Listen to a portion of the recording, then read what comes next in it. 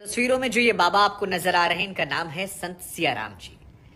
संत सियाराम जी के बारे में आपको जानना समझना चाहिए और उसके पीछे कई सारी वजह। एक वजह तो ये है कि धर्म आस्था के नाम पर बहुत सारे लोग खिलवाड़ करते हैं। ऐसे में अगर आप असली संतों को जानेंगे तो सनातन परंपरा की तरफ आपका झुकाव जो है वो ज्यादा देखने को मिलेगा। दूसरा, इनके बारे में कई बातें ऐसी हैं जो आपको अचरज कर सकती हैं। क्या ऐसा कैसे संभव है? मसलन 110 साल की उम्र में बिना चश्मा लगाए, देखिए हमको इसी उम्र में लग गया है, बाबा जो हैं वो रामचरितमानस का पाठ करते हैं। और ये हैरान करने वाला है क्योंकि 15-16 घंटा ये पाठ करते हैं और इनकी आंखें जो हैं पूरी तरह से दुरुस्त हैं, एकदम सही से ये अनुवाद करते हैं। और इनके पास जो लोग जाते हैं वो इसे देखकर स्तब्ध हो जाते हैं। और इसीलिए बाबा की ख्याति जो है वो सिर्फ मध्य प्रदेश तक नहीं है जहां पर ये हैं। मध्य प्रदेश के खरगोन जिले में नर्मदा के तट पर बाबा का आश्रम है, लेकिन अब ये विश्व विख्यात होने लगे हैं। दूसरी बड़ी बात यह है कि बाबा जो हैं वो केवल एक सफेद लंगोट पहनते हैं।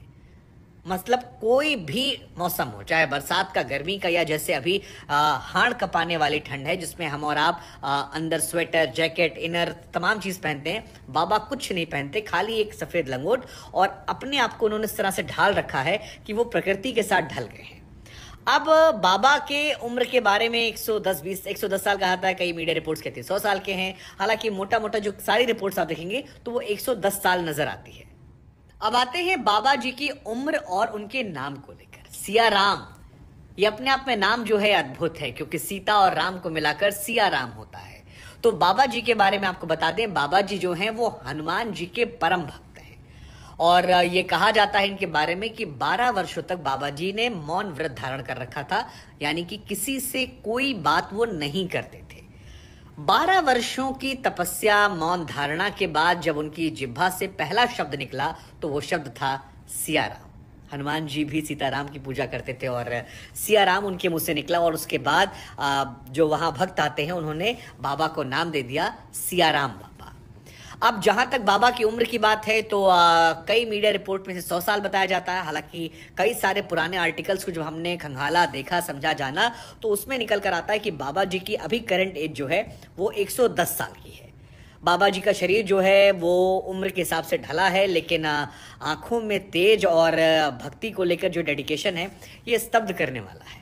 वैसे हम आपको बता दें कि बाबा जी बिल्कुल लालची नहीं है। मतलब इनके पास कई विदेशों से लोग आते हैं जो दान दक्षिणा देने के लिए कहते हैं, लेकिन बाबा जी सबसे केवल 10 रुपया लेते हैं और सामाजिक कार्यों में बड़ा योगदान भी किया है। तकरीबन 3 करोड़ रुपए इन्होंने दान कर दिए थे। तो ये भी एक महिमा है संत की कि संत का हृदय कितना दयालु होता है, करुणा वाला होता है और बिल्कुल लोभ लालच से वो दूर रहता है। बाबा जी के बारे में एक और खास बात जो आपको जाननी चाहिए वो ये कि इस उम्र के पड़ाव पर भी वो स्वावलंबी है, यानी अपने दैनिक दिनचर्या के सारे काम जो हैं वो खुद करते हैं और किसी पर निर्भरता उनकी नहीं है। ये भी अपने आप में स्तब्ध है। नहीं तो बहुत सारे बाबा ऐसे होते हैं जो बहुत सारे चेले चपाटाओं से घिरे होते हैं, लेकिन बाबा जी के साथ यहाँ ऐसा नहीं है। तो ये भी एक अच्छी चीज हमको लगी जो हमें लगा आपको बताते हैं, आपको जानना चाहिए। अब जहां तक बात है बाबा जी के इतिहास को लेकर तो कहा जाता है कि महाराष्ट्र में इनका जन्म हुआ था और वहां से ये रहे। पढ़ाई बहुत ज्यादा नहीं की थी, लेकिन फिर एक स्वामी जी इनसे मिलते हैं और उसके बाद इन्होंने परिवार का मुंह त्यागा, जीवन ईश्वर को समर्पित किया और हिमालय में बहुत दिन रहे।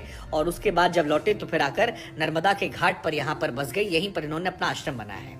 ये भी कहा जाता है जब बाढ़ आई थी नर्मदा में, उस दौरान खड़ेश्वर पूजा कर रहे थे और नाभि के ऊपर तक पानी आ गया था, लेकिन बाबा जी जो थे वहीं पर बने रहे, डटे रहे। और अभी भी देखिए आप इनको, आप स्तब्ध हो जाएंगे। लेकिन मेरे लिए जो सबसे हैरान करने वाली चीज़ है वो ये कि बाबा की आंखों में कोई दिक्कत नहीं है और ईश्वर की चमक, ताकत जो है, उस ईश्वर की भक्ति में शक्ति दरअसल बहुत होती है और ये नज़र आता है।